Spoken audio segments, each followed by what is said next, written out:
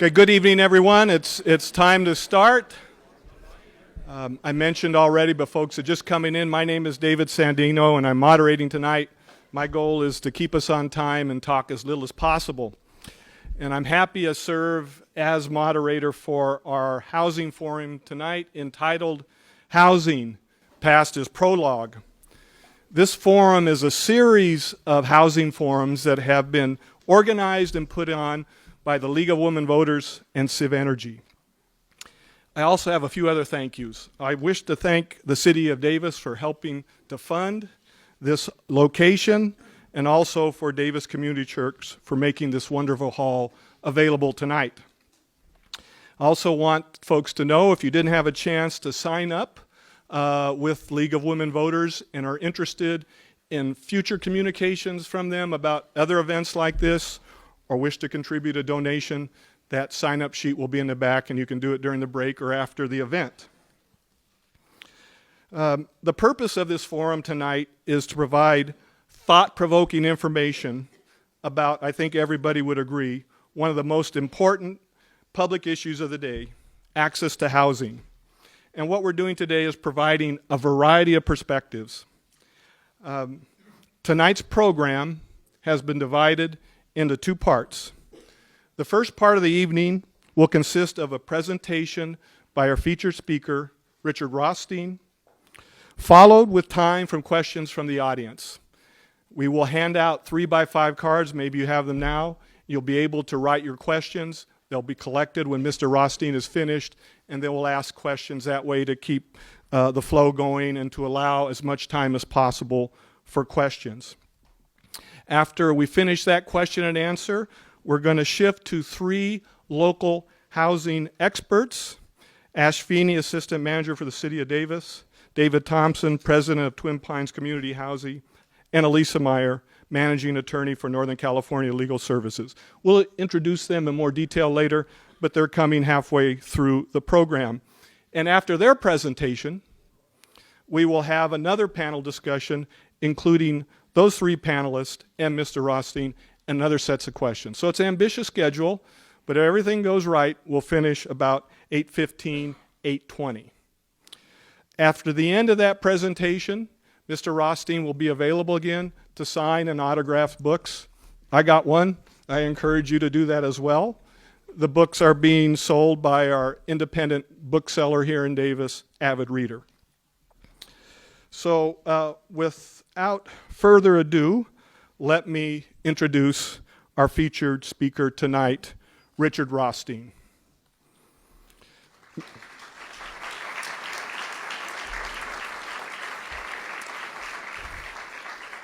With a little background, Mr. Rothstein is a distinguished fellow of the Economic Policy Institute and Senior Fellow Emeritus at the Thurgood Marshall Institute of the NAACP Legal Defense Fund and the Haas Institute of the University of California at Berkeley. He is the author of the book, The Color of Law, A Forgotten History of How Government Segregated America. He is also the author of other books, including Grading Education, Getting Accountability Right. Mr. Rothstein is frequently heard on public radio and other media sources. I was driving one day to Davis, and I heard an interview on NPR of Mr. Rothstein, and I was stunned by his analysis and his thoughts. So I'm glad we're able to bring him here tonight to share this. His book, The Color of Law, was designated as one of the 10 finalists of the National Book Awards long list for Best Nonfiction Books of 2017. The New York Times Book Review stated that The Color of Law, quote, is a powerful, disturbing history of residential segregation in America, end quote, and that this troubled history and troubled story, quote, must be told, end quote. We are fortunate tonight to have Mr. Rothstein here to discuss his ideas in person. So everyone, please welcome our featured speaker tonight, Mr. Richard Rothstein.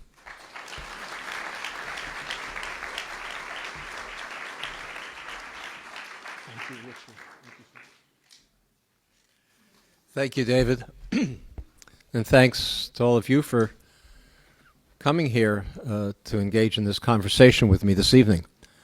I know some of you have introduced yourselves to me earlier this evening. Some of you are housing experts. Some of you are active in governance in this community and in California. I'm not speaking to you this evening in your roles as planners or housing experts. I want to speak to you in your role as American citizens. It's a role that all of us share, regardless of our professional obligations. And I want to begin by reminding you that in the 20th century, we had a civil rights movement in this country. Some of you may remember it. It began, this you won't remember, it began in the 1930s by challenging segregation in law schools because civil rights lawyers figured that if judges were too stupid to understand anything else, they might be able to figure out you couldn't get a good legal education in a segregated law school. And then that precedent was used to challenge segregation in colleges and universities. And then in 1954, as you all know, in the Brown versus Board of Education decision that abolished or prohibited legal segregation in elementary and secondary schools. And then the Brown decision gave inspiration, stimulus to a beginning civil rights movement of activists. They engaged in marches and demonstrations, civil disobedience. People lost their lives, some of them, in that struggle. And by the end of the 1960s, the civil rights movement had abolished segregation, and you know this history, I'm sure, and lunch counters and buses and public accommodations of all kinds and interstate transportation and employment. The civil rights movement had persuaded much of the country that segregation was wrong, that it was immoral, that it was harmful both to blacks and to whites, that it was incompatible with our self-conception as a constitutional democracy. But yet, at the end of the 1960s, the civil rights movement really folded up its tent, went home, left untouched the biggest segregation of all, which is that every metropolitan area in this country is residentially segregated. I've lived in many of them. Every one that I've lived in had clearly defined areas that were either all white or mostly white, clearly defined areas that were either all black or mostly black. How could it be? How could it be that we came to an understanding that segregation was wrong, immoral, harmful to both blacks and whites, incompatible with our self-conception as a constitutional democracy? How can it be that we left untouched the biggest segregation of all? We're an apartheid society. Let's face it. Clearly defined boundaries everywhere we look, by race. How can it be we left this untouched? Well, I guess you could say that it's harder to redress residential segregation than to end segregation in lunch counters. If you abolish segregation in lunch counters, the next day anybody can go to any restaurant, enter by any door. Segregation is over. But if we abolish segregation in neighborhoods, the next day things would look much different.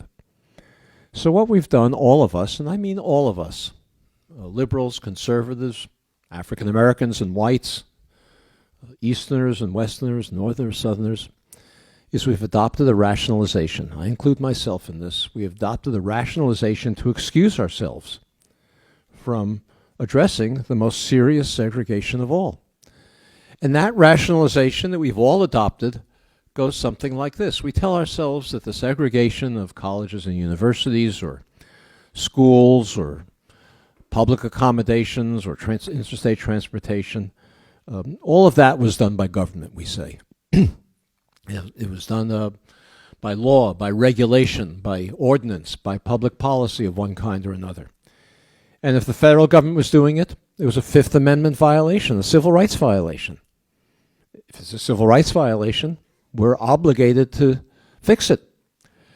If the states and local governments were doing it, it was a 14th Amendment violation, another civil rights violation, and we're obligated to fix it.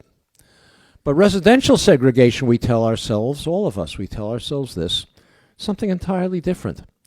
Residential segregation, we tell ourselves, oh, that just happened by accident. That wasn't done by law, by regulation, by public policy, by ordinance. That sort of just evolved. It happened because bigoted white homeowners or maybe landlords wouldn't sell homes to African Americans in white neighborhoods. Or maybe we tell ourselves it's because of actors' businesses in the private economy, not government agencies, but banks, real estate agents, private actors whose conduct isn't governed by the Constitution, discriminated in how they carried out their jobs, and that's what created residential segregation. Or maybe we tell ourselves it's just because blacks and whites like to live with each other of the same race. We feel more comfortable that way. And if other race people move into our neighborhoods, we flee. Or maybe we tell ourselves it's just the result of economics. On average, African Americans have lower incomes than whites, and so many of them cannot afford to move to middle-class neighborhoods, and that's why we have residential segregation. All of these individual, private sector, bigoted perhaps, but non-governmental decisions is what's created residential segregation, and we tell ourselves that what happened by accident can only unhappen by accident. It's not a civil rights violation because it wasn't done by government, so we can't do anything about it. We give a name to this rationalization, every one of us, and the name we give it, you hear it all over, we say it all the time, is de facto segregation. Segregation that just happened in fact, not in law. Well, David said, I've written other books before this. Before I got involved in this topic, I was an education writer, a policy writer about education. I was a journalist. In the 1990s and 2000s, I spent a lot of time denouncing the dominant education policy of the country at that time. It was a theory that we had an achievement gap between black and white students. On average, black students achieve at lower levels than white students because teachers had low expectations of black children. And if only we could raise teachers' expectations, the achievement gap would disappear. It was a ludicrous theory, but I'm not exaggerating. Many of you will remember this. It was shared across the political spectrum, as widely shared as the de facto notion of segregation. In 2001, we adopted a federal law called No Child Left Behind. It was as bipartisan law as you can get. It was sponsored by President George Bush. In the Senate, it was introduced by the most liberal senator, Ted Kennedy. In the House, by the most liberal congressman, George Miller. The law provided that in 7 years we were going to abolish the achievement gap. The achievement gap. There was going to be no more achievement gap between black and white children. And the way we were going to accomplish that was by raising teacher expectations. And the way we were going to do that was by testing children more and holding teachers accountable for their test scores. Magical thinking, if there ever was any. Well, it turned out to be an utter failure. It didn't close the achievement gap one bit. We did a lot of testing. We're still doing it. But I wrote column after column trying to explain why I thought this was a ludicrous policy. And I remember writing one about asthma. As you may know, black children in urban neighborhoods have asthma at 4 times the rate of middle-class children. 4 times the rate. They have asthma because they live in more polluted neighborhoods, more deteriorated buildings, more vermin in the environment. And if a child has asthma, the child maybe, not always, but maybe is up at night wheezing and will come to school the next day drowsy, maybe sleepy. And I tried to explain a very simple statistical proposition. If you had 2 groups of children who are identical groups, same racial breakdown, same social and economic characteristics, same family structure, same in every way you can imagine, except one group had a higher rate of asthma. That group was going to have a higher rate of drowsiness, and that group was going to have lower average test scores no matter how high teacher expectations were. And you could do the same kind of logical explanation with one of a number of characteristics that low income and in particular minority children come to school, whether it's asthma or lead poisoning or homelessness or stress from family economic insecurity or unemployment. And each one of them is going to predict somewhat lower achievement on average on the part of children who suffer from one of these economic or social disadvantages. And then I started thinking about this, and I'm a slow learner, but as you may be able to tell, I've got a lot of years on me, so I had a lot of time to learn. And it gradually dawned on me that it's one thing if a child has asthma or lead poisoning or homelessness or economic insecurity, but what happens when you have a school where every child is coming to school either with asthma or lead poisoning or homelessness or economic insecurity? How can that school ever, no matter how many laws you pass, be expected to achieve at the same level as a school where children come to school healthy and well-rested and well-nourished and in secure homes? We can't expect that. Well, we call schools like that segregated schools. And schools today are more segregated than they ever have been in the last 50 years. More segregated than they ever have been in the last 50 years. And the reason they're more segregated is because the neighborhoods in which they're located were segregated. So that's how I began thinking about the topic that led to this book. And then in 2007, I read a Supreme Court decision that evaluated the efforts of two school districts. One was Seattle, Washington. The other was Louisville, Kentucky. Both of these districts had implemented a very, very token, trivial school desegregation plan. In both cases, they gave parents the choice of which school in the district their child would attend. But if the choice was going to exacerbate segregation, that choice wouldn't be honored in favor of the choice of a child who wouldn't do so. So, for example, if you had an all-white school, a mostly white school with one place left and both a black and a white child applied for it, the black child would be given some preference. I mean, you can't imagine a more trivial desegregation program like that. How often do you have one place left and you have to choose between two opposite race children? But that's the program that these districts adopted, and the Supreme Court evaluated, denounced it, said it was unconstitutional to do such a thing. The controlling opinion was written by Chief Justice John Roberts, and the Chief Justice explained. It's true, he said, the schools in Louisville and Seattle are segregated. But he said they're segregated because the neighborhoods in which they're located are segregated. Well, that was a pretty wise observation on the Chief Justice's part. That's, in fact, why they're segregated. But then he went on to say that the neighborhoods in Louisville and Seattle are segregated de facto, was the term he used, because of all the things I just described: bigotry, actions of private businesses, people's choices to live with each other of the same race, economic differences.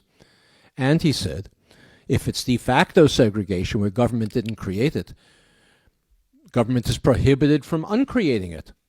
There's not only not a constitutional obligation, there's a constitutional prohibition of the government going in and undoing something that it didn't create. Well, I read this decision and I remembered reading about something else that happened in one of those cities, Louisville, Kentucky, some years before. In Louisville, Kentucky, there was a suburb outside the center city called Shively. Any of you from Kentucky or Louisville? No? No, I don't dance. I'm sorry. There's a suburb outside Louisville called Shively. There was a white homeowner in that suburb, a single-family homeowner. He had an African-American friend living in the center city. The African-American friend was a decorated Navy veteran. He had a wife, a daughter. Good job. Wanted to move to a single-family home in a suburb like Shively, but nobody would sell him one. So the white homeowner bought a second home in that suburb and resold it to his African-American friend. And when the African-American family moved in, an angry mob surrounded the home, white neighbors, protected by the police. They threw rocks through the windows. The police wouldn't stop it, couldn't stop it, didn't try to stop it. They dynamited and firebombed the home. The police took no action to prevent this. But when the riot was all over, the state of Kentucky arrested, tried, convicted, and jailed with a 15-year jail sentence the white homeowner for sedition, for having sold a home in a white neighborhood to a black family. And I said to myself, this doesn't sound to me much like de facto segregation. If the entire criminal justice system, the prosecutors, the courts, the police, were all engaged in concerted action to maintain racial boundaries in Louisville. And I began to look into it a bit further.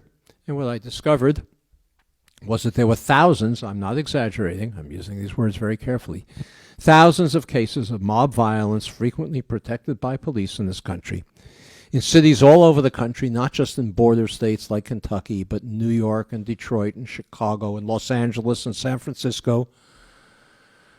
Mob violence protected by the police designed to drive African Americans out of homes that they had legitimately purchased in white neighborhoods, usually those that were bordering black neighborhoods. Every one of those, to the extent that the police were involved, not protecting the black homeowner, not preventing the violence, every one of those was a 14th Amendment violation, a civil rights violation that has never been remedied. And then I looked into it further and I discovered that there were many, many federal, state, and local policies that were racially explicit, that were designed to create, sustain, reinforce, perpetuate racial segregation in every metropolitan area of this country. And without those policies, we would not have the racial landscape that we have today, not here in Davis, not in any city in the country. Of course, there was private bigotry. Of course, there was action of private businesses. But those private actors could not have created the racial segregation we know without government structure, subsidy, and inducement. So let me describe, in the few minutes I have this evening, some of the more powerful policies that the federal government followed to create segregation. I don't have time, obviously, to go into very many of them. A lot of them are detailed in my book, but I'll just describe a couple of them. First one I'll take a few minutes with is public housing, something that we all, I think, misunderstand as much as we misunderstand de facto segregation. Public housing did not begin in this country for poor people. Poor people were not permitted into public housing when it was first created in the 1930s during the New Deal by the Roosevelt administration. We had a 25% unemployment rate in the country at that time. Public housing was for the 75% who were employed, who had good jobs, stable incomes, who could pay the full cost of housing and their rent. Public housing was the most desirable housing available for middle-class and working-class families when it was first created in the New Deal. The Public Works Administration was the first New Deal agency, built housing across the country for working-class families who could afford housing, but there was no housing available because no construction was being done in the Depression. Public Works Administration built housing, and everywhere it built it, it segregated it. Separate projects for whites, separate projects for African Americans, frequently creating segregation where it hadn't previously existed. Most of the projects were for whites, a few for African Americans, creating segregation where it hadn't previously existed. Now, I say that because there were many, many urban areas in this country in the 1930s and before, somewhat after, that were integrated. We had a lot of integration in mid-20th century America, much more than we have today, and we would be stunned if we were transported back there to see the extent of residential segregation that we had. And if you think about it, you'll realize it had to be. We were a manufacturing economy at that time. None of this internet stuff. You know, we were making things. And factories had to be located in a central factory district that was near either a deep water port or a railroad terminal. They couldn't be located spread out around the countryside. How were they going to get their parts or ship their final products? And if you had a factory district that was concentrated in a downtown urban area, the workforce had to be concentrated there as well. And if you had African Americans and whites working in the factories, they had to be living in broadly the same neighborhoods, be able to walk to work, take short streetcar rides maybe.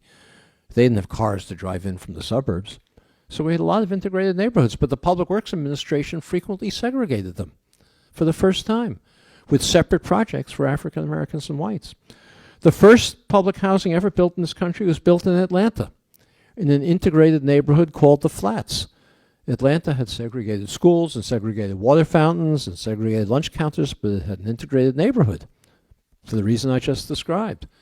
In the Flats, the Public Works Administration demolished housing, integrated housing, and built a project for whites only, forcing the African Americans who had been displaced to double, triple up with relatives or find less adequate housing elsewhere. And throughout the country, the Public Works Administration and successive federal agencies did the same thing. In my book, I describe the autobiography of the great African American poet, novelist, playwright Langston Hughes, whom I hope some of you are familiar with. In his autobiography, he says he grew up in an integrated downtown Cleveland neighborhood. Says his best friend in high school was Polish. He dated a Jewish girl. It's not surprising. He lived in an integrated neighborhood, went to an integrated high school. But the Public Works Administration went into that neighborhood of Cleveland, where Langston Hughes grew up, demolished housing, and built a separate project for whites, a separate project for African Americans. And with that and other segregated projects elsewhere in Cleveland, created the pattern of segregation in Cleveland that we know today. And they did this everywhere in the country. In my book, some of you may have read it already, you know, where I can, I like to try to pick on self-satisfied smug places that think they're better than everyone else. Not so much you, maybe a little bit, but Cambridge, Massachusetts, maybe you've heard of that. The area between Harvard and MIT, the Central Square neighborhood, was a fully integrated neighborhood in the 1930s, about half white and half black. Public Works Administration built 2 separate projects in that neighborhood, one for whites, one for blacks, creating a pattern of segregation that hadn't previously existed. And with other equally segregated projects elsewhere in the Boston metropolitan area. During World War II, the actions of the federal government to create segregation where it hadn't previously existed continued. Particularly here on the West Coast is a good example of it. Across the country, hundreds of thousands of workers flocked to centers of war production to take jobs in war plants, jobs that hadn't existed during the Depression. They overwhelmed the communities where they settled to take these jobs. There was no housing available for them. If the government wanted the ships and the aircraft and the tanks and the jeeps to be produced, had to somehow find housing for these workers, and so it did. The federal government created housing for World War II war workers, always on a segregated basis, separate projects for blacks, separate projects for whites, in order to keep defense production going. These are workers who were in the same plants, same shipyards, same aircraft factories, but segregated in their housing by the federal government. And the West Coast here is a particularly good example of that because there were very few, not none, but very few African Americans living on the West Coast prior to World War II, prior to these war industries. The historians divide up the migration of African Americans out of the former slaveholding states into the rest of the country into 2 big periods.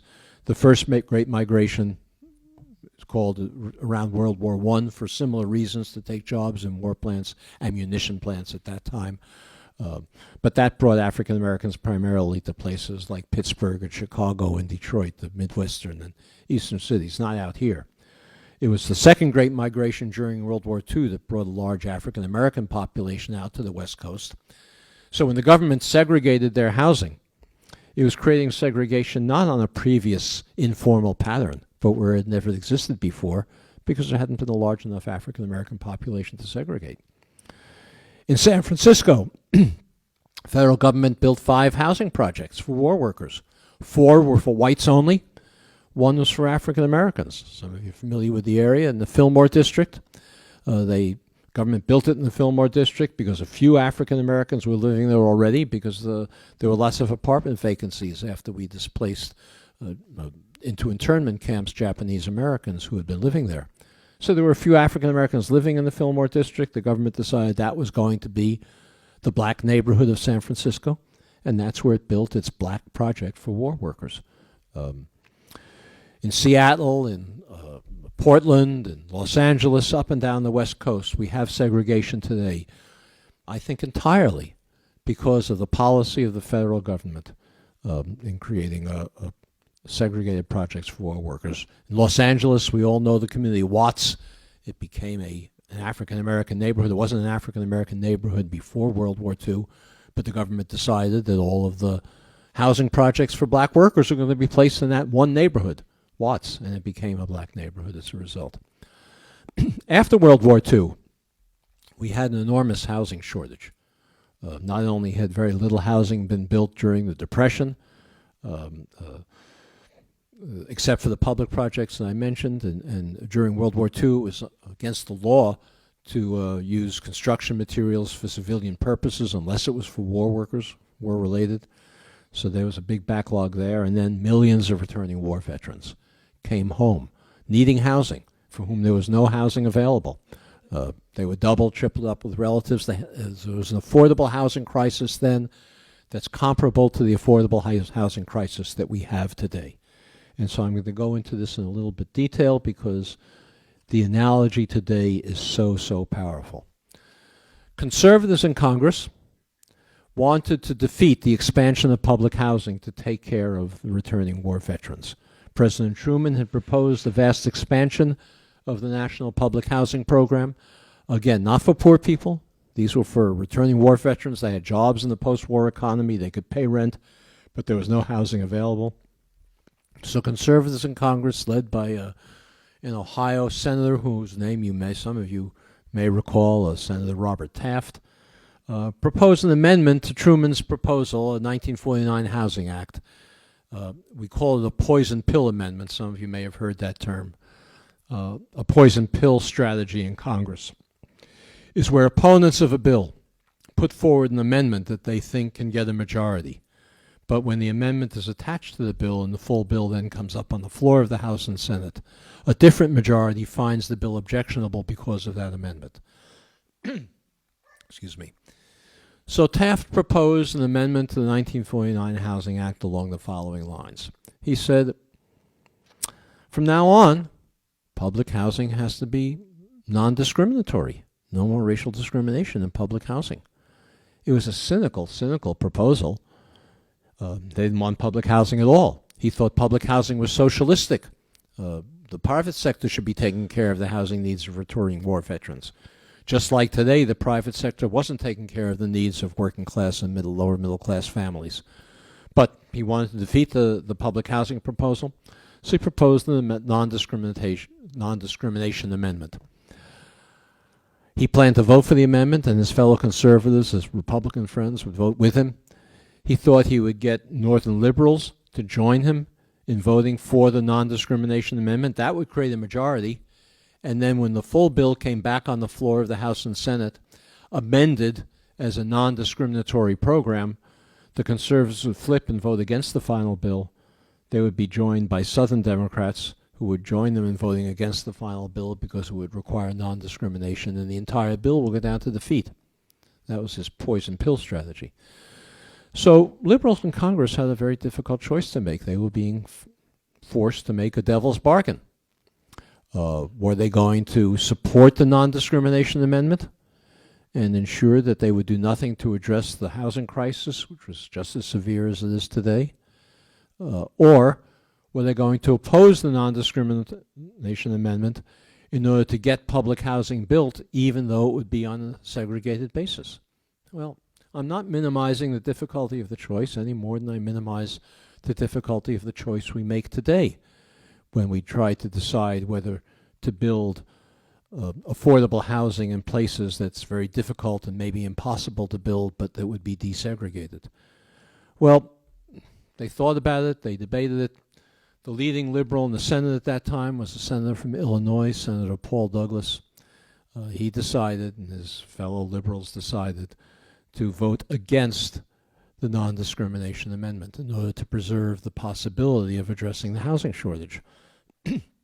Senator Douglas got up on the floor of the Senate and made a speech along the following lines. He said, I want to say to my Negro friends that you'll be better off if the non-discrimination amendment is defeated and you get the housing that you need than you will be if the non-discrimination amendment is passed and you get no housing at all. Well, he persuaded them. The non-discrimination amendment was defeated. The full bill came up on the floor of the House and Senate as a continued segregated program. This is in 1949. The federal government then used the vote against the non-discrimination amendment as its justification for continuing to segregate all federal housing programs, not just public housing, for the next almost 15 years into 1962. I remember 1962, not so long ago. That's how, until then, it was not until 1962 that the federal government adopted a policy of stopping segregating housing programs of all kinds. Well, I'm not so sure we were better off as a result of that bargain that Paul Douglas made, although it's true he did address the housing crisis. As a result of that bargain, and I'll go into it a little bit more in a minute or so, but we wound up concentrating the lowest income African Americans in urban neighborhoods in this country, and we got the achievement gap that I began by describing before. Somebody earlier was talking about health disparities between African Americans and whites, shorter life expectancies and greater rates of cardiovascular disease for African Americans in this country, in large part because they live in more polluted, more dangerous neighborhoods, less access to good food, to healthy food, to supermarkets. We got the mass incarceration crisis that we're all familiar with, which could not exist if we weren't concentrating the most disadvantaged young men in single neighborhoods.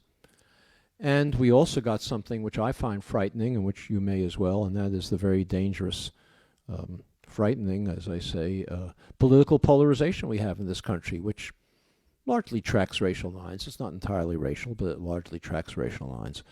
How can we ever develop the common national identity that we need to preserve this democracy if so many Africans, Americans, and whites live so far from each other that we have no ability to develop a common national identity, to empathize with each other, to understand each other's life experiences? So those are the consequences of that devil's bargain that we made, and we make the same bargain today. We have, for example, in this country, an affordable housing program. It largely relies on tax credits issued by the federal government. The tax credits, the federal government places a priority on developing affordable housing in already low-income segregated neighborhoods. It doesn't call it that. It calls it low-income neighborhoods, but they're mostly segregated. And that's because it's easier to build it there. Developers don't have to hold 100 community meetings in many of your communities explaining why they're bringing black and brown people into the neighborhood. The land is cheaper. So that's where we built it. Our affordable housing programs today reinforce segregation, creating those same consequences that I just described a few minutes ago. Well, very soon after the 1949 Housing Act was passed, which resulted in this vast expansion of public housing in this country, a development occurred which was quite surprising, and that is that all the white projects developed large numbers of vacancies. The black projects had long waiting lists.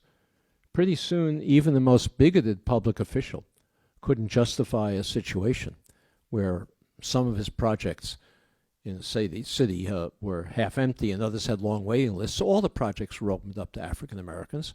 Pretty soon, public housing became a predominantly African American institution. And then at about the same time, all that industry that I was talking about before that had to be located in the areas where this public housing was located, it left. It went to the suburbs, to rural areas, because it no longer needed to be located near deep-water ports and railroad terminals. The highways were being built, could get its parts and ship its final products by truck.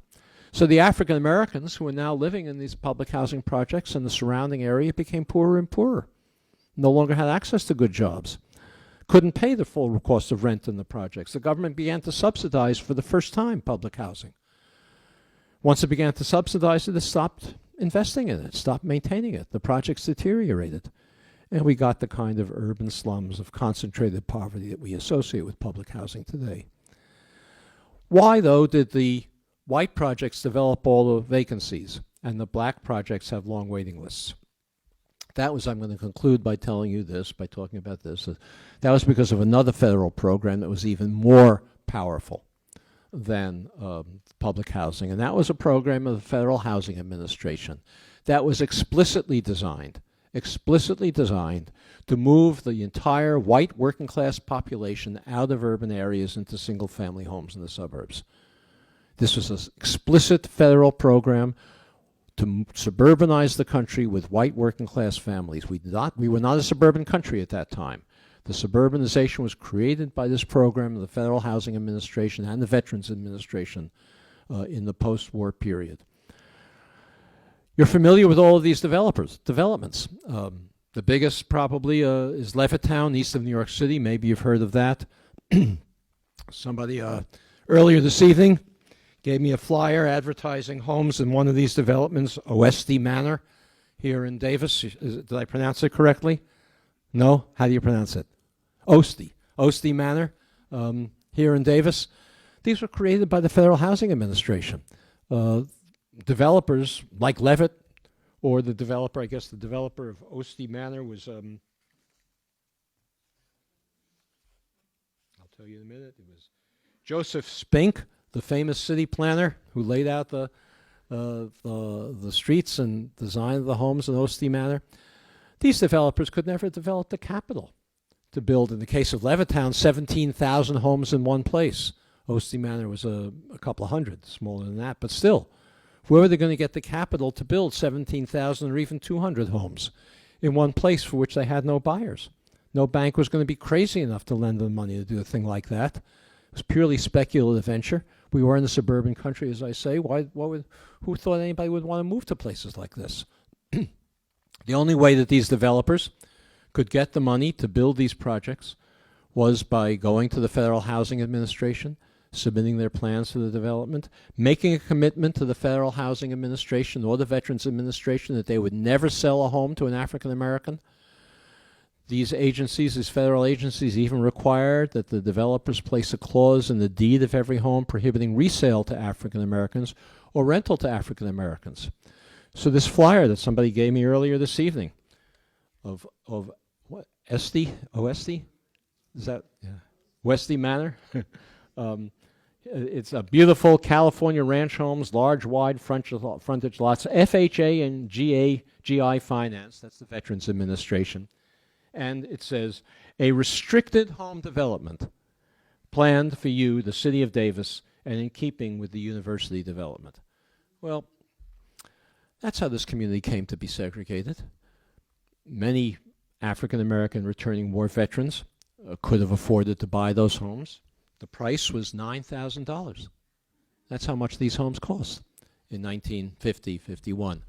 In today's money, that's about $100,000. Maybe you can buy a home in that development today for $100,000. No? I guess I'm wrong. What do they cost? $400,000, $500,000? Maybe more? $800,000. All right. So the white working class families, returning war veterans, who were subsidized by the federal government to buy these homes, gained over the next few generations $700,000 in wealth. $9,000 at the time. It's worth about $100,000 in today's money. $700,000 in wealth. They used that wealth to send their children to college.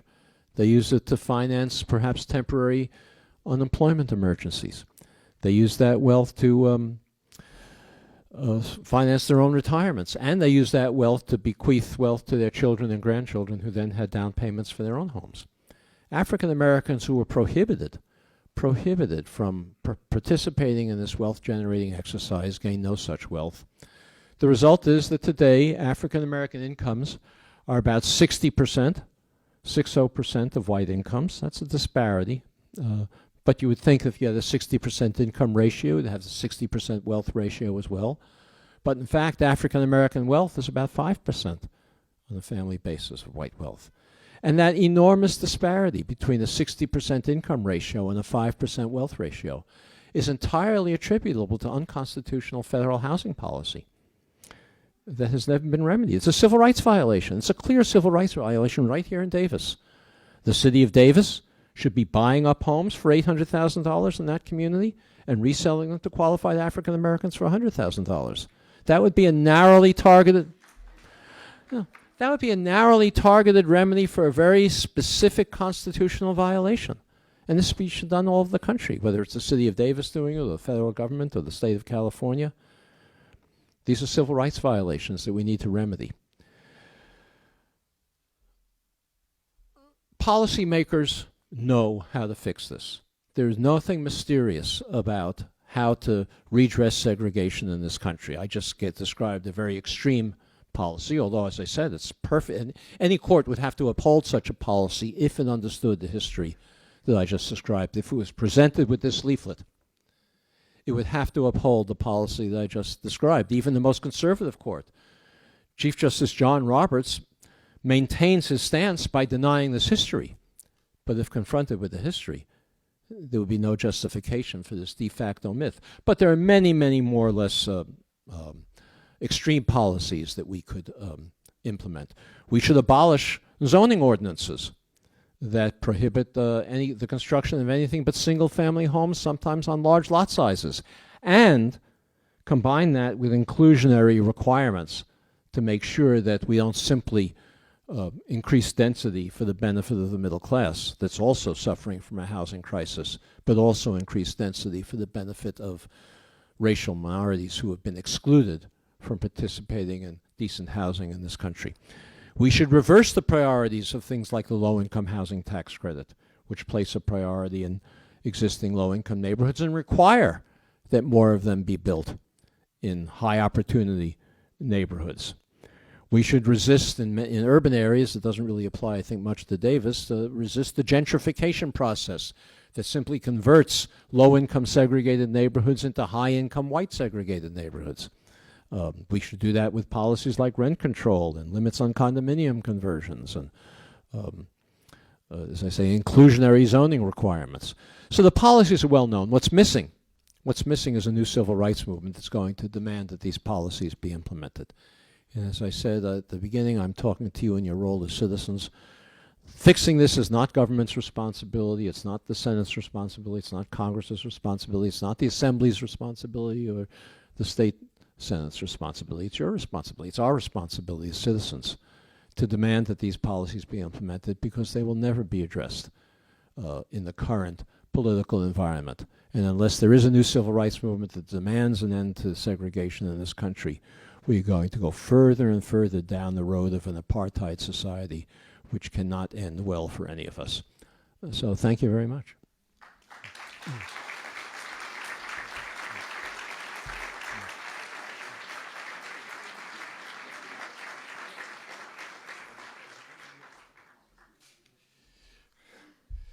Thank you, Richard, for that presentation and those ideas, giving us a lot of food for thought. So the next part of the program is we have an opportunity to provide some questions for Mr. Rothstein. So if you have your 3x5 cards, you can see several folks walking around from the League of Women Voters, CivEnergy. Give them your cards, and we will ask the questions for Mr. Rothstein. You want to look at some of them?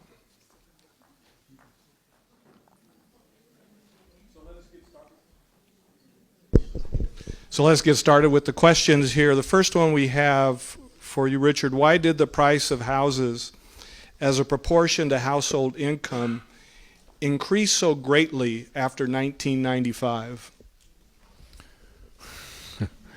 Are you going to filter these questions? Yeah, that might be for a housing expert. I am not a housing expert. Yeah. I'm an historian. If I have any specialty, it's education policy. So I think you know the answer to this question as you all know it as well as I do. I think it's largely because of the increase in population without an increase in the housing being built, and these exclusionary zoning ordinances that I described are a big part of contributing to that. But there are other contributors to it as well. There's the increased regulatory costs of building housing, which places the burden of environmental improvement on the lowest income families who are not already in housing, while people who are already living in existing housing that are not environmentally friendly don't have to do anything to improve them. So, but mostly it's because we keep on attracting jobs in this state without providing the housing that they need, and so the demand keeps exceeding the supply. You mentioned at the end of your presentation about some potential remedies that might be enacted to reverse some of these federal actions. Do you have some examples good examples where this has been done and it's worked? Sure, there are many examples around the country of communities that are making some progress in this area, but it's so slow and so small that all they can be is examples. They're not changing the overall environment.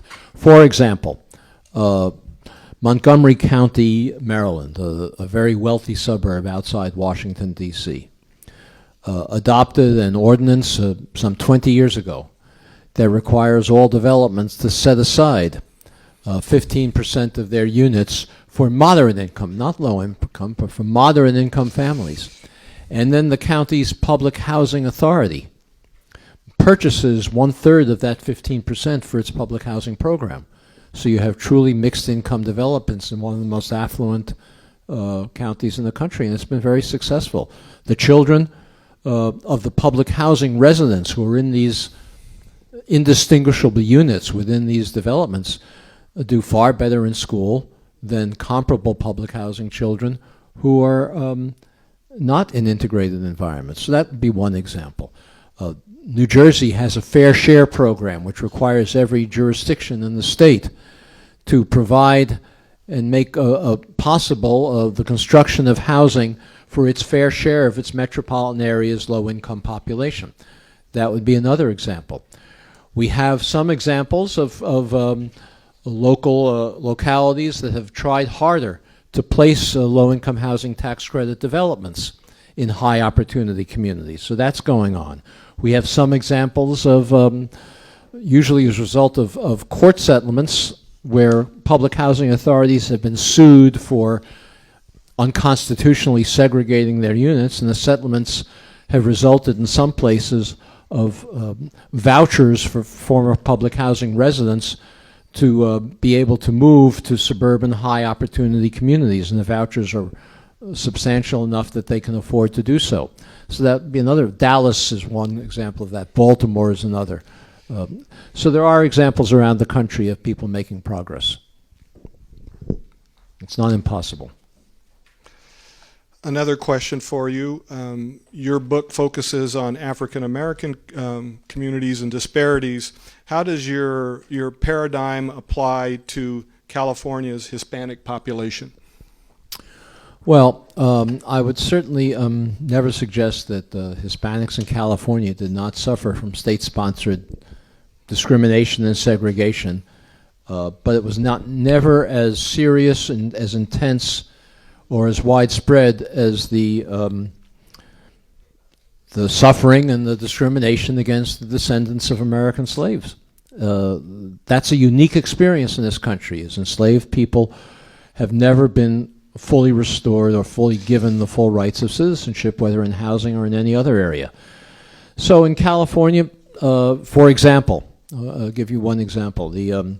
Many of the developments or homes that were built in the 20th century, as I said, had restrictive covenants, deed clauses that prohibited resale or rental to non-Caucasians. And very frequently, African Americans who purchased homes or rented homes in violation of those deeds were evicted by courts, as neighbors would go to court and have them evicted because they purchased a home in violation of it. Some Hispanics were also evicted, but more often than not, courts ruled that they couldn't be evicted because Hispanics were Caucasians and couldn't be evicted under these restrictive covenants. So they suffered under these rules, but not to the same extent. The other thing I would say is that when these policies were enacted by the federal government in the mid-20th century, the federal government really didn't think of California as part of the country. It was, no, I'm serious. These were all Eastern and Midwestern focused policies where you're laughing, there wasn't even a baseball team west of the Mississippi in those days. So, they were focused on the East and Midwest, and African Americans were the only significant minority in the East and the Midwest in the mid to early and in the mid 20th century. So that was the intent. That was the primary intent, but certainly Hispanics got caught up in it as well. Another question for you. How would you respond to someone saying that gentrification creates economic development opportunities and that poor communities are historically mobile and can take advantage and find those opportunities? I don't understand that question. Yeah. So I think the question is that gentrification can provide for economic development in that gentrified area, and there's a possibility that folks in a poor community can move to that gentrified area. Can move to it? Yeah. Or from it? It says to it. So to it. Well, no, the gentrification could be a very positive force. if it were controlled, because gentrification could create diverse communities, both economically and racially. But we don't have controls on it now. So what happens more often than not is that gentrification converts a low-income segregated community into a high-income segregated community, and the former residents are displaced and forced to find less housing, less adequate housing elsewhere in new segregated neighborhoods or that become segregated. So, for example, I don't know much about the Sacramento-Davis area, but I know in Oakland, California, Oakland is very rapidly being gentrified. It's not creating opportunities for the existing low-income residents. They're being displaced to Antioch, a new segregated neighborhood where the African Americans who are now living there, because they can no longer afford to live in their previous neighborhoods, are living even farther from jobs than they did when they were living in Oakland. Their rents have rise to the point where they can't pay them any longer. So their homes are bought and demolished, and more affluent homes for more affluent families are built. So it's not a positive force at this point, but it could very easily be if we controlled it. If we had rent control, that if we prohibited or limited at least condominium conversions, those kinds of policies could create a healthy gentrification, but we don't have that now. Another question for you. You talked about this at the end of your presentation, looking for some more details. What type of reparations, if any, do you envision on a national scale that should be made to African Americans and other minorities? Well, reparations is too narrow a term. We need much more than monetary payments. Most people think of reparations as a single monetary payment to the current generation, and that would not fix this. It wouldn't even go a tiny step towards fixing it. What we need in addition to some expensive policies, such as, and I was serious when I said this before, such as the purchase by government of homes and the resale at a big discount to African Americans who were previously prohibited from purchasing them when they were affordable. Now they're not affordable to working class families of either race. So that would be an expensive program. But many things that we need to do wouldn't cost anything at all. Broadly speaking, I consider that reparations, but most people don't think of it that way. So, for example, abolishing exclusionary zoning and combining it with inclusionary requirements would be a very powerful step towards redressing it. It wouldn't cost anything at all to do that. It wouldn't cost government anything at all to do that. I think you have to... Yeah, I see your hands up, but unfortunately we have run out of time. We have to move to the next part. So if you have questions, please still submit them. We'll do our best to have those addressed. And also, Mr. Rothstein is staying afterwards, and there'll be an opportunity. Maybe you can talk to him, or we can perhaps raise your questions in the next panel group. So what I would now is thank Mr. Rothstein for your questions.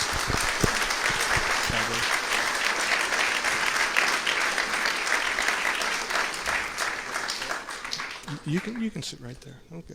So you can stay seated, or if you need to take a quick break, here's the time, because we're just going to take a minute, and we'll transition now with our panel coming up here. Okay, thank you, everyone. We're ready to commence again. I'm glad Mr. Rothstein's presentation generated thought and questions, so more to come. So let's go now to the next part of tonight's program. I think it'll be a nice transition. We have three experts on local housing issues. Each one will have a 10-minute presentation, and then we'll continue on to end the evening with some more questions for the full panel, including Mr. Rothstein. So let me introduce the first speaker, the second, and the third. So the first one is Ash Feeney. Ash is the Assistant City Manager and Director of Economic Community Development for the City of Davis. And Mr. Feeney will discuss what the City of Davis is challenged by on issue of housing affordability. Next up is David Thompson. We welcome David. David is president of Twin Pines Cooperative Foundation. He has spent nearly all his life working and committed to the development of cooperatives and affordable housing. And our last member of the panel is Alysa Meyer. We're delighted to have her. She is the managing attorney for Northern California Legal Services in Yolo County. Ms. Meyer represents low-income individuals and families in housing, public benefit, education, and civil rights. So our three experts will be able to share their wisdom tonight. So let's start now with Mr. Feeney.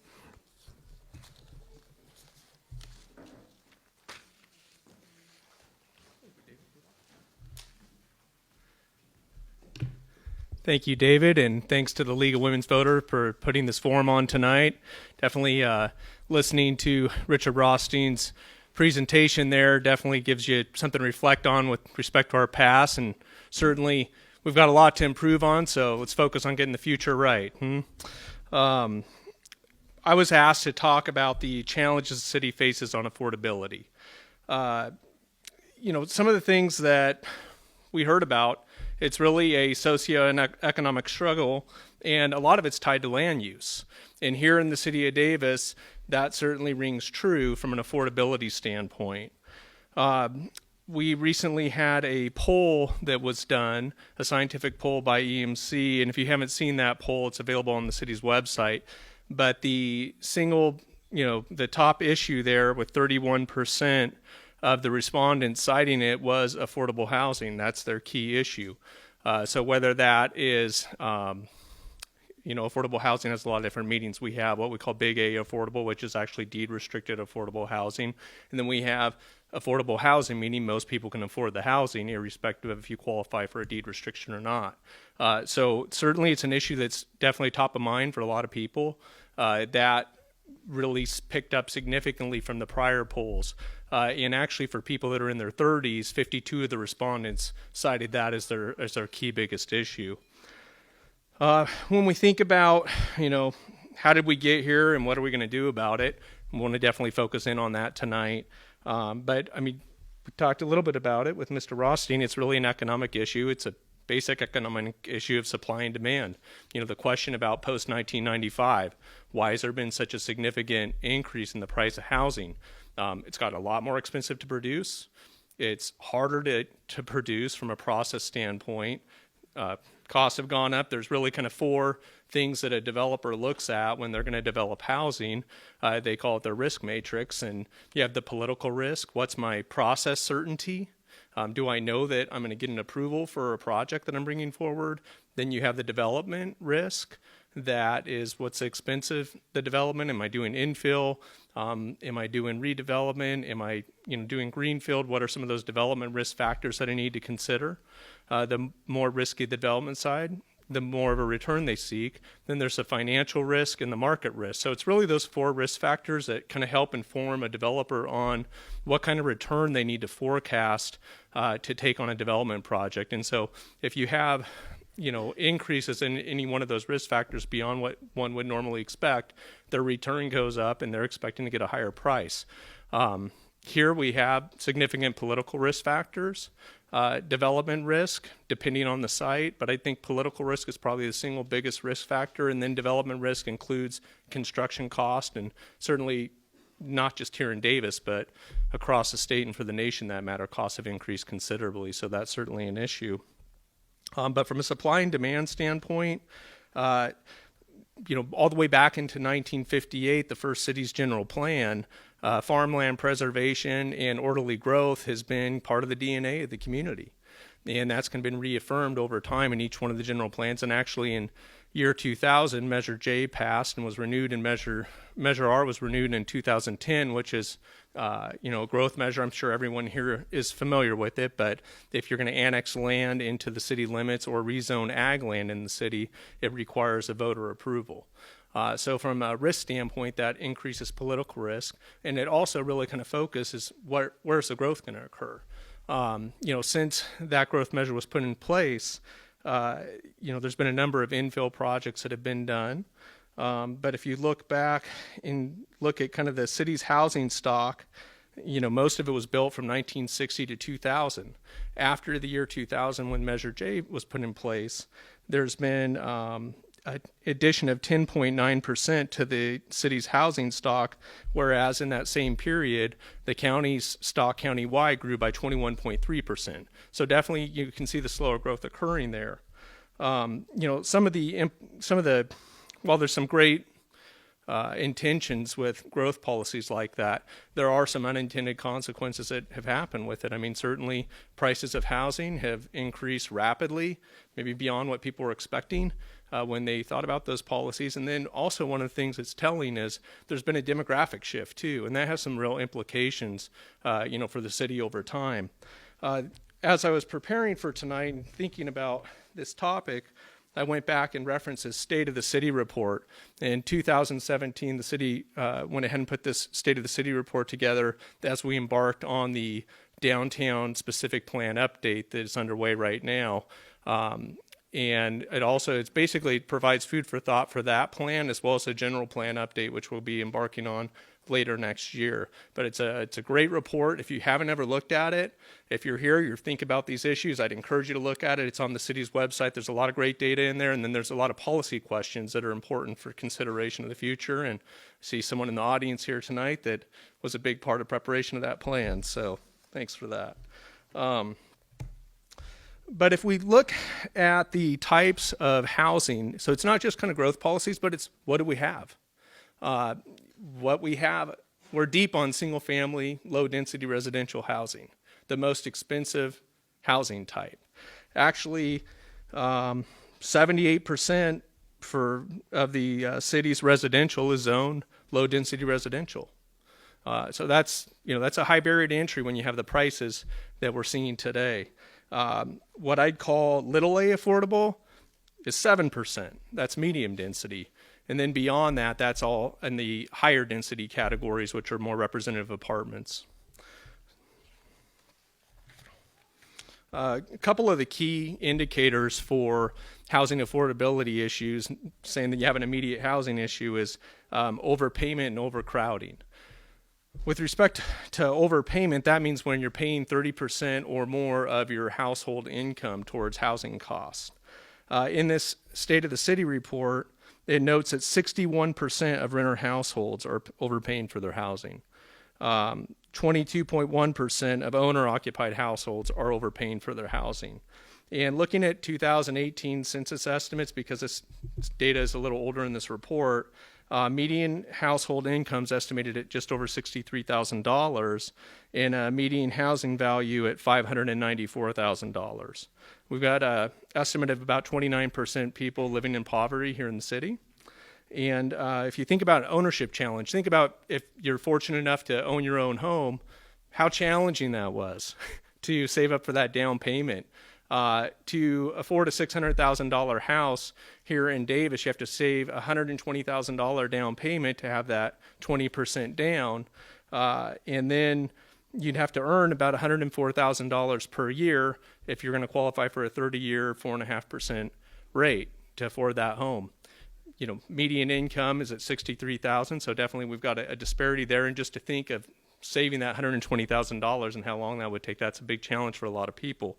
From a rental challenge, according to a recent UCD survey, the average rent in 2018 was $1,673 a month.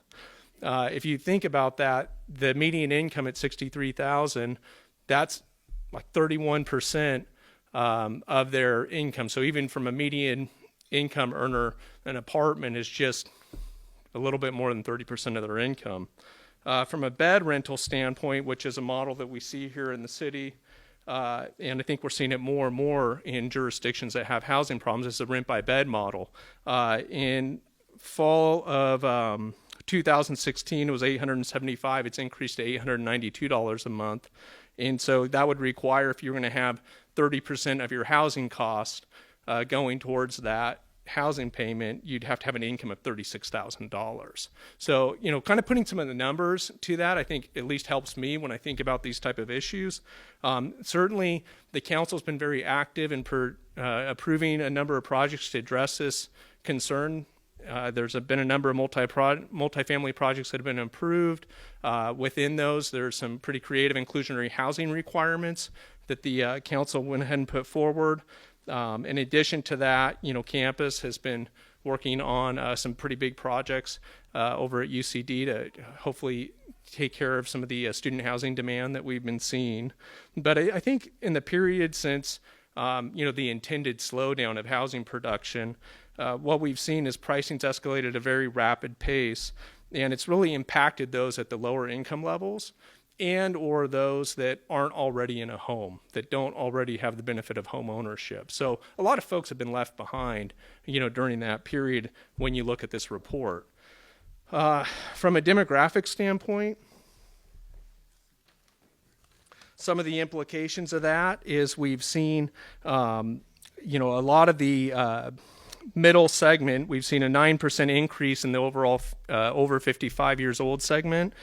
We've also seen a 7.2% decrease in the segment that's between ages 25 and 54. So we're seeing that family segment noticeably decline between 2000 and 2015. So, our shopping and spending suffer because they're buying gallons of milk instead of quarts of milk. Schools suffer.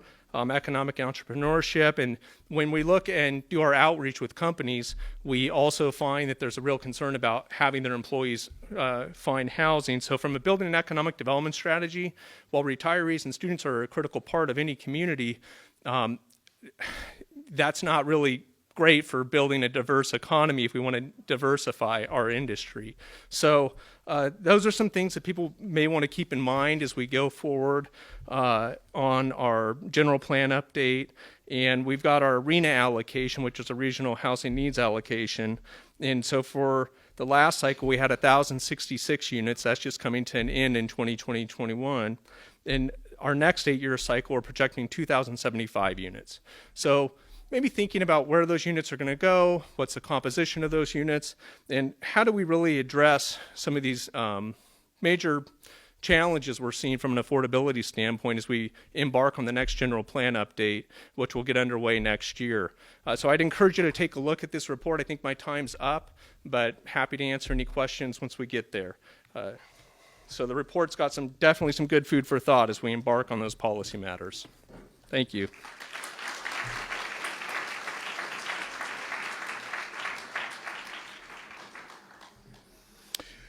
Well, good evening.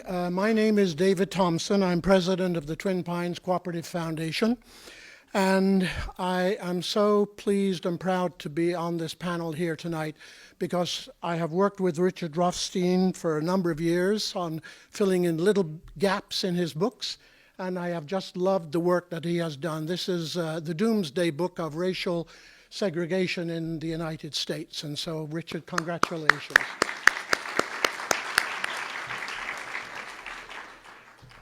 The reason why I mentioned about being with the cooperatives is that Associated Cooperatives, which was formed in 1935, was the only supplier willing to provide the labor and the supplies to people who wanted to build racially integrated cooperatives.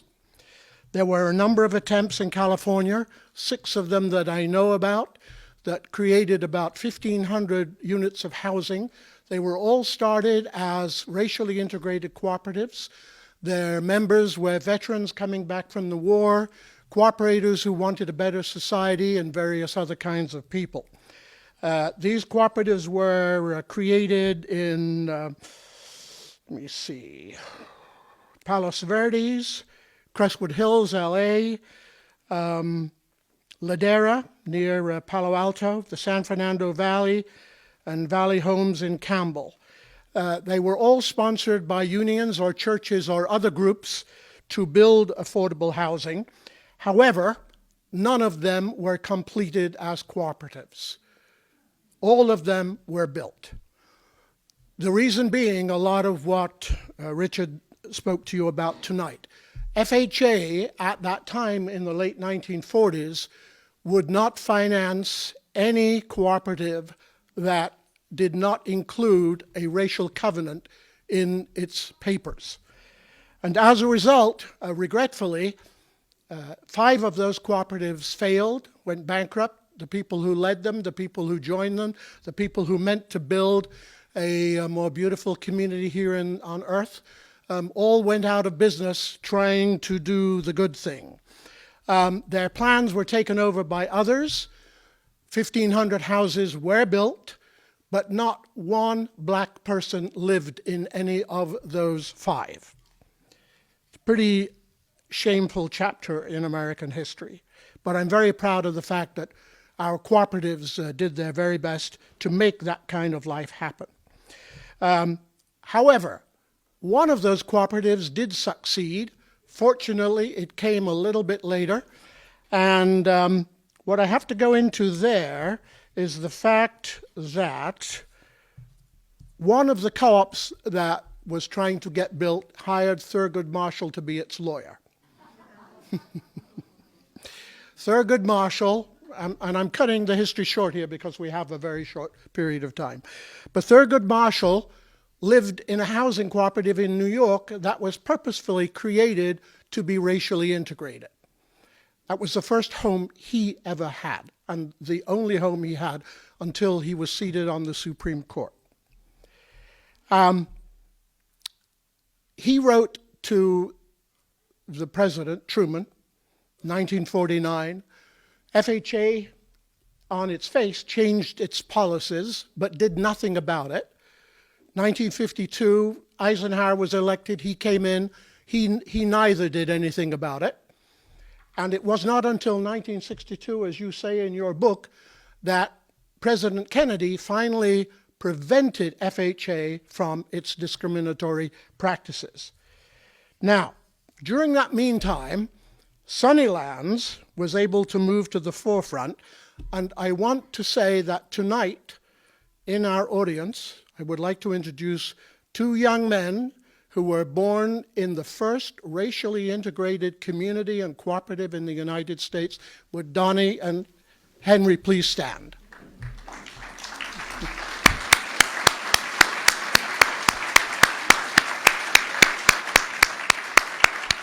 Thank you very much. They will talk a little bit later about a film that they have made about that first integrated cooperative community. I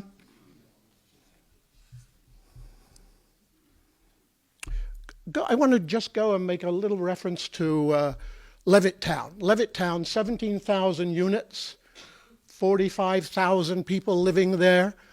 Blacks used to line up to be able to join, and when they got to the front of the line, they were told to go home. There was going to be no home here to you. And yet, when it was finished, 17,000 units with all white people living in it. And one of the people that got accepted, believe it or not, was a former German U-boat captain. The blacks who had been lining up to join had all been in the armed forces, and they were not allowed to join. In the 1960s, HUD and its efforts in San Francisco did lead, though, to many, many thousands of black families getting housing, home ownership, but only through cooperatives in the Bay Area. And we have a number of people to thank for that, but in particular the International Longshoremen Workers Union that sponsored a racially integrated co-op in San Francisco, of which Alice Walker lived there. I want to talk a little bit. How much am I on time? I know it's 5 minutes. Okay, thank you. I'm trying to cut as much as I can here. What I want to talk about is how one cooperative in Davis has done something about affordability. So I'd like to talk about the Dos Pinos Housing Cooperative. Is anybody here who lives at Dos Pinos? Oh, okay. Hi, how are you? Well, good. All right. So the reason I bring it up is because, as Ash was saying earlier, we have these dilemmas. If it's all market rate, then no housing is ever going to be built for moderate and low-income people. It just isn't going to happen. The market doesn't allow it. So the city, in some ways, is allowed to make some changes, and as a result of some of those changes, we have a few units that come along that are available to low and moderate income housing.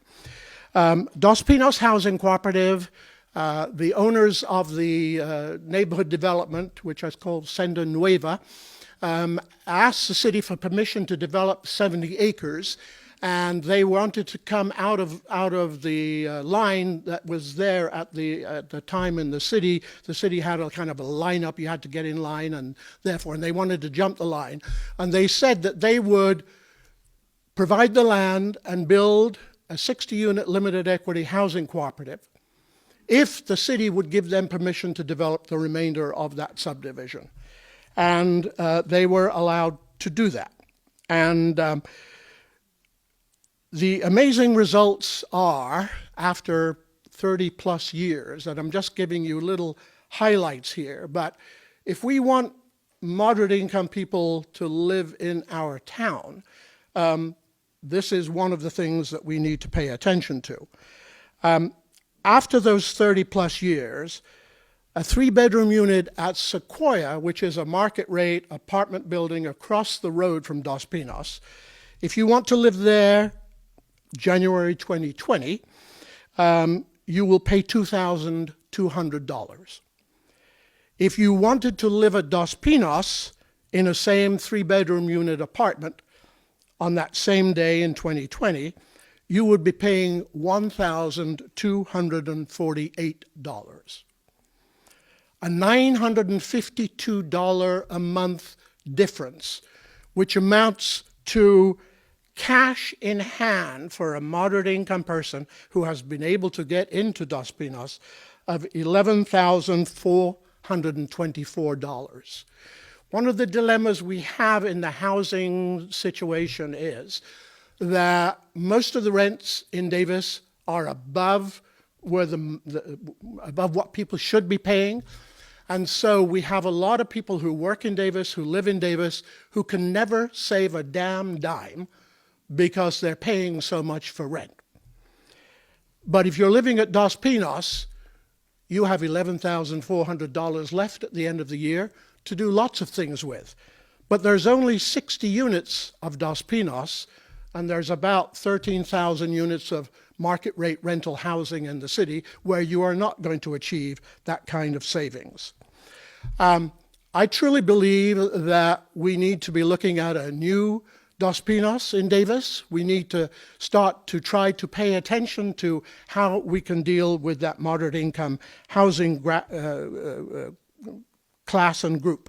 And I also feel that we should be looking at workforce housing cooperatives so that teachers and school district employees have a place that they can be, or UCD junior faculty and staff can have a place that they can live in. But workforce housing has many opportunities to offer because, if you think about it, 21,000 people drive to Davis a day to work, and 16,000 people in Davis drive somewhere else every day. So we have 40,000 trips of 20 miles each, 1.6 million miles per day because people aren't living near where they work. So we need to pay attention to that. Okay, I'm going to go on, and I've got 1 minute, right. So I won't talk about the cost of housing. I think that we did a good job there. I do want to have one applause for the city because I don't think Richard would know this. But the policy that we had for about 20 years was a fabulous policy because it required every new subdivision to have a portion of that land set aside for low-income housing. And we built a ton of housing under that formula. And all of that housing is surrounded by houses which are available for $800,000 per person. So we had a very inclusive policy. The problem is we don't have that inclusion if we don't have new subdivisions, and so that's part of what we have to deal with. City housing policy needs to address the need for normal, affordable units. There has been an accommodation for student housing, But for example, at Cesar Chavez, where we have 52 units available at about $400 per month, we have 143 people who are on the waiting list for the 25% units, but they cannot move across the road to Lincoln 40 to a low-income unit over there because that unit is $600 or $700 for a bed. So we got to do something about regular people's housing in Davis, and we need to pay attention to that. So I think I probably should stop. If we want a more integrated community, we're going to have to do something, because doing what we are makes us less integrated day by day. And I personally do not want to live in a segregated community. And I hope you will join me and join others in acting as best as you can to start creating a different policy for our city to carry out. Thank you.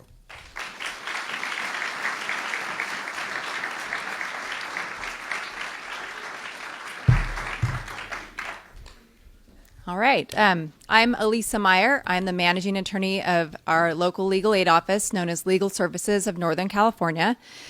We actually have 8 field offices, and we cover a territory the size of Ohio. It's all of Northern California, hence the name. And while I was introduced as a housing expert, I don't necessarily think of myself as an expert, but I do see people with housing problems every single day at my work. And my job tonight was to talk about why housing policies are important from the perspective of our clients. So about 50% of the total cases that come through our office are housing cases. We all know we have a very severe housing shortage in California. That is not news. That doesn't make me an expert. Everybody knows that. It has a severe impact on individuals and families at the lower economic segments. Vacancy rates in Davis, I think we know if you've read the paper anytime within the last year, it's less than 1%. Woodland has now joined Davis in that. It's less than 1%. West Sacramento is not far behind. So this is a regional issue. There's no place for people to go if you don't have enough money to afford rent.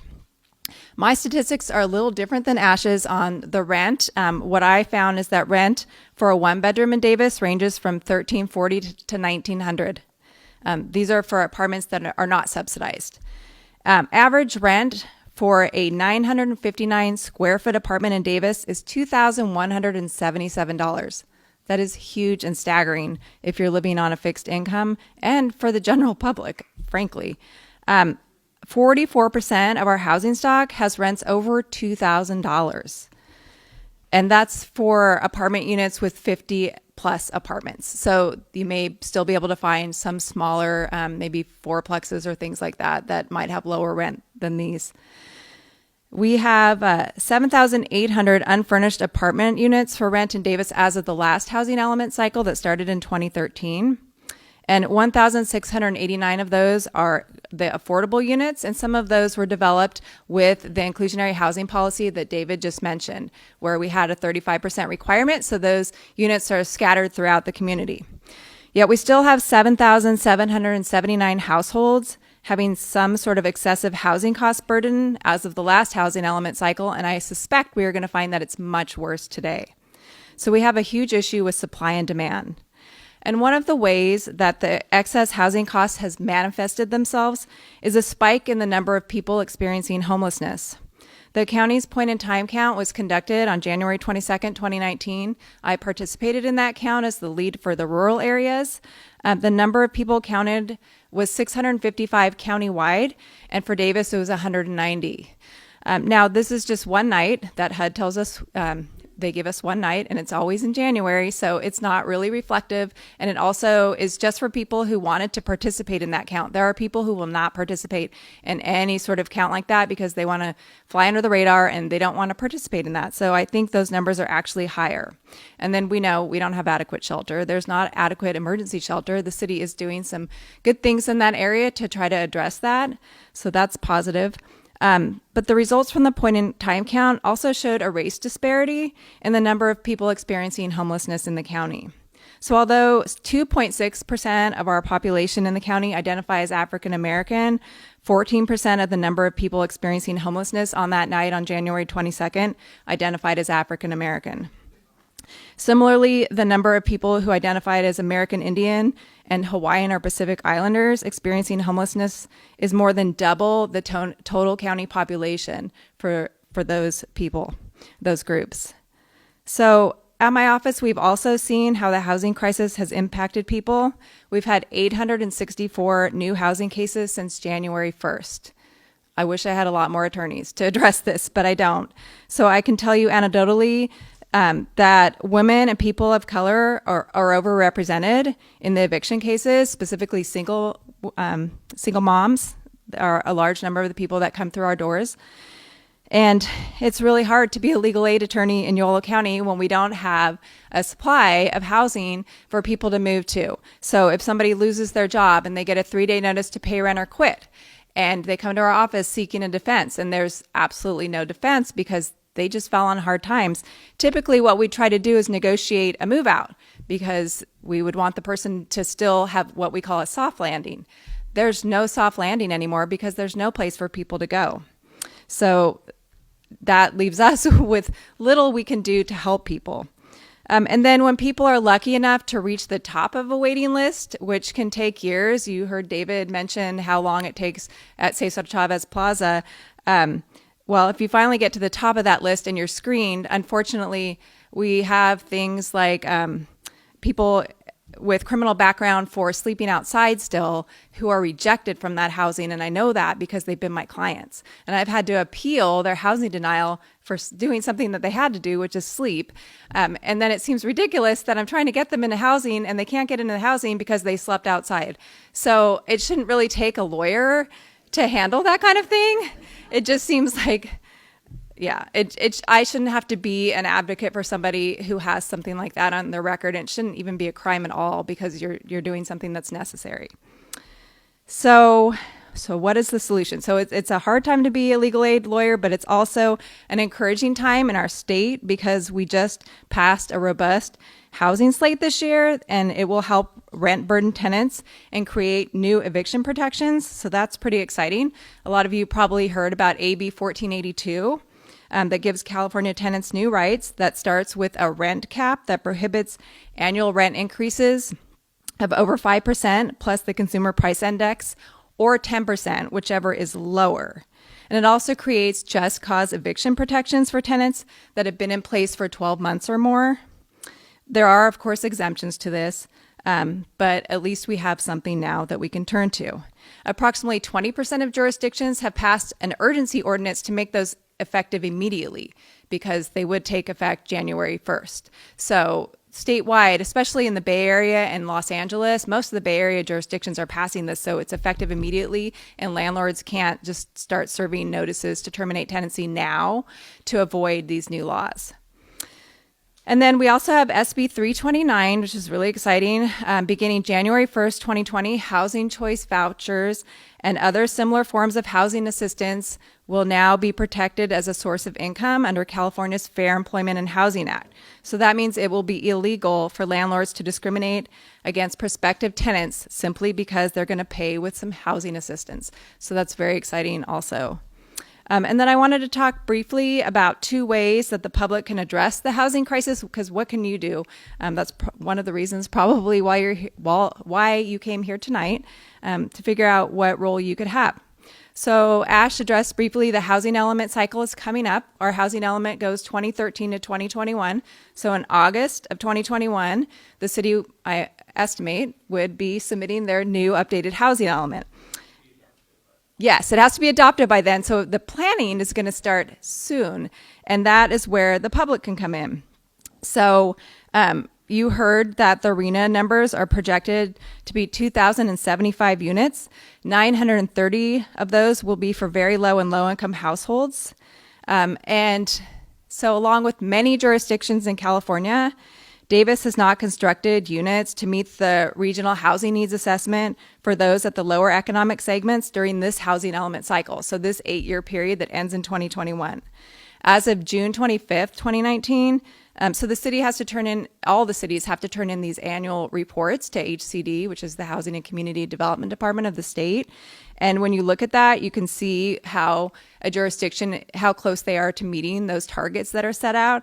And we met 40% of our targets for very low income units, 47% for low income, 34% for moderate, which is a little surprising, and not surprising, 173.1% for above moderate income households. So we have a bit of a disparity there. This is not uncommon for jurisdictions. Davis actually was a little higher in meeting the very low and low income targets, so that's good news. But it's also troubling news statewide because there's the housing crisis and it's impacting people at the lowest economic segments. So as we know, we're getting a doubling of those numbers for the next cycle. So we really need to get creative and involve the public in planning to meet the needs of the community.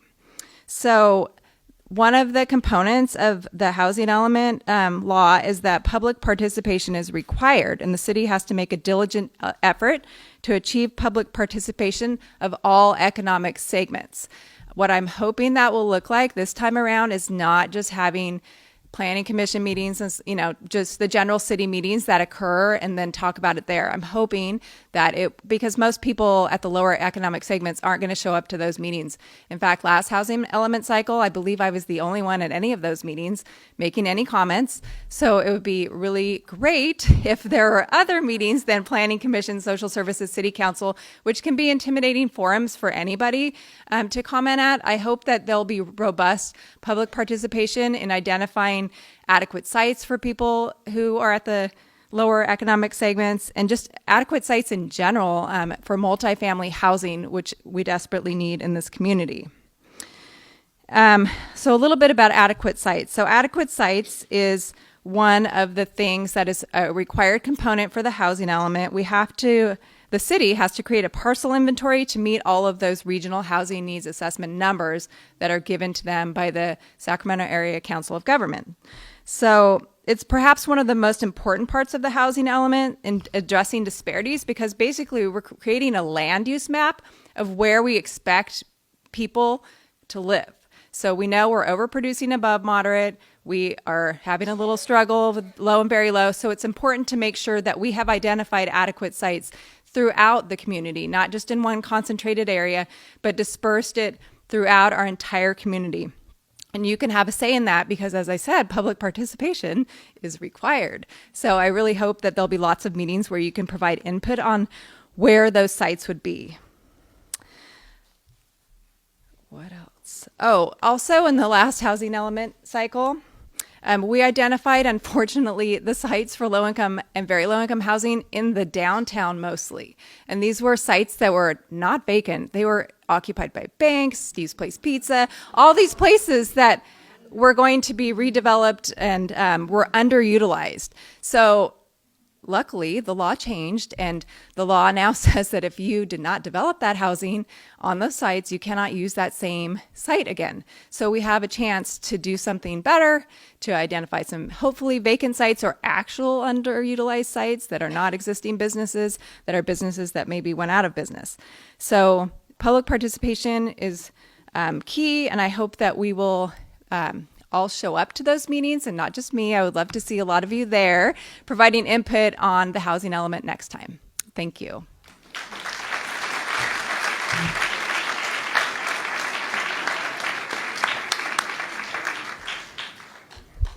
Well, great presentations. We have 10 minutes for some more questions, so the cards are being distributed. Yeah. So we have some that are already ready, so we can pick those up. I'm going to get the ball rolling just while we collect the cards. And my question is, does the and this is for the entire panel, by the way, does the panel see a role for public housing, again, as a way to deal with affordable housing and our housing shortage? So you can, there's a mic there to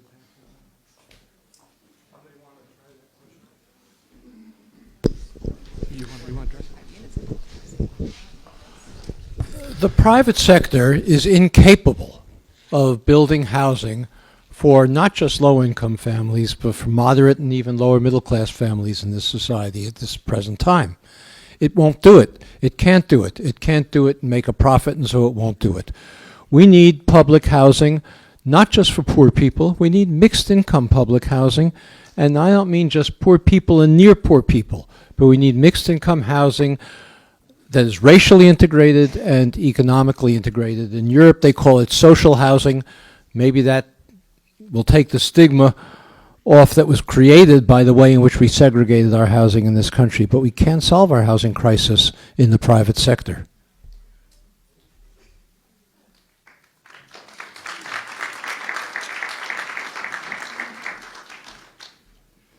Does the rest, any other comments from the panel about public housing as a possibility? I'd just say from one of the great challenges we have is just the production of affordable housing. The private sector does have a challenge in producing affordable housing. The incentive is not there unless it's kind of tied to some market rate housing. And a lot of the tools that cities previously had at their disposal, like redevelopment agency funds that would help support funding affordable housing, those have gone away. So some of the things that are happening here at the city is now we have some projects that are proposing like income streams in perpetuity to help kind of replace RDA funds, and there's a widening of the toolbox on what we're looking at in order to help produce affordable housing units. But it's gotten more challenging than it previously was. Anyone else want to touch that one? Okay. This question is directed to you, Alysa, but I think all the panel members may have some thoughts on it. You mentioned the 2019 legislative session resulted in new tenant protections, including the housing vouchers that have to be accepted. What can local governments like Davis and Yolo County do to complement that new law?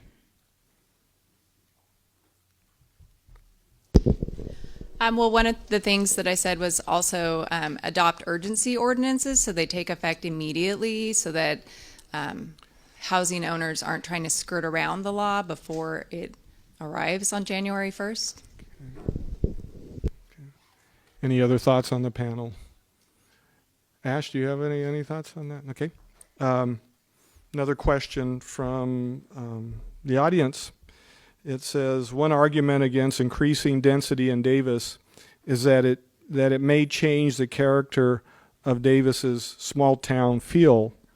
How can we address this? Maybe beyond just housing, there's probably other ways to address it, but how can we maintain that small town feel and still deal with our housing issues?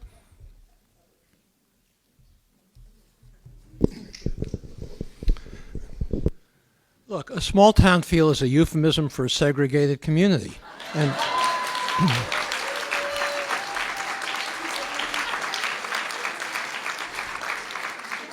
And unless we're willing to confront directly the history of segregation in this country, how we developed a caste system, an apartheid system from the legacies of slavery and Jim Crow, we are not going to be able to solve this problem. And I want to say one thing further about the comments in the panel. Density is part of the problem. It's not the entire problem. And increasing density is not going to desegregate this community. We need racially explicit policies to the extent that we can get away with them, or workarounds to the extent that we can't get away with them, but we need to be explicit about what our goal is. If we simply pursue density, the beneficiaries of density are first going to be the people who are most able to afford the most affordable housing and the increased density, and then you'll go down, and by the time you get to the people who have been segregated, it'll be many centuries from now. So unless you plan to increase density so much that you're going to take care of the entire poorly housed population, you're going to reinforce segregation at the same time that you increase density. So they both need to be addressed explicitly.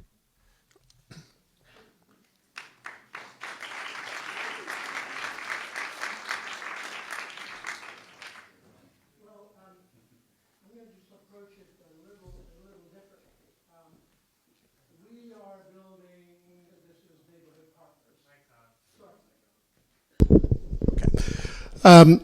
We are building, and this is Neighborhood Partners, I'm not representing Neighborhood Partners here tonight, but we are building on Creekside 93 units of housing for a variety of people who are in need. That is approaching 40 units per acre, and that is possibly the highest density done for affordable housing here in Davis. One of the values of density when you're talking about lower income is that we are able to have people near bus stops and near transportation and near jobs. And so that has a very, very important element, because one of the things that had happened over time in Davis is that even the affordable housing was required to be at a low density. And when we get that kind of land and we can put up 93 households in that when previously only 36 were allowed to be on that site, that is one of the things that the city changed that makes it us more capable of serving more people. So we are hoping that we will be able to do more high-dense housing, which is really not terribly dense, but it does mean we can accommodate a lot more people.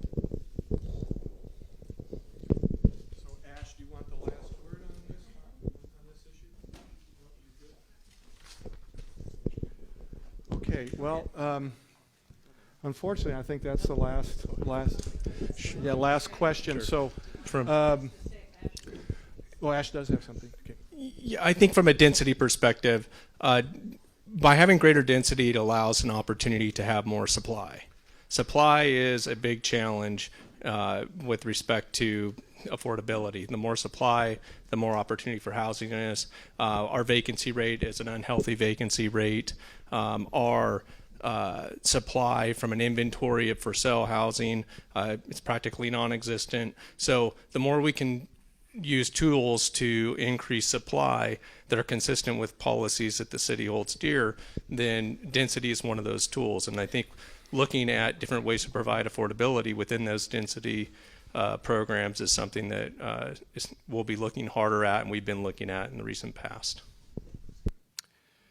And that's the last word on the subject tonight. So I think we're all in agreement. This was just a very illuminating presentation tonight. Thank our speakers.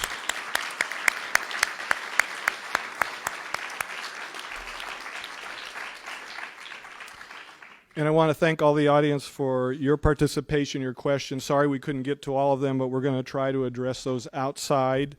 Want to let you know that the sign-up sheet for League of Women Voters and CivEnergy are there, and the members are walking around. They can talk to you about it if you wish to get more information.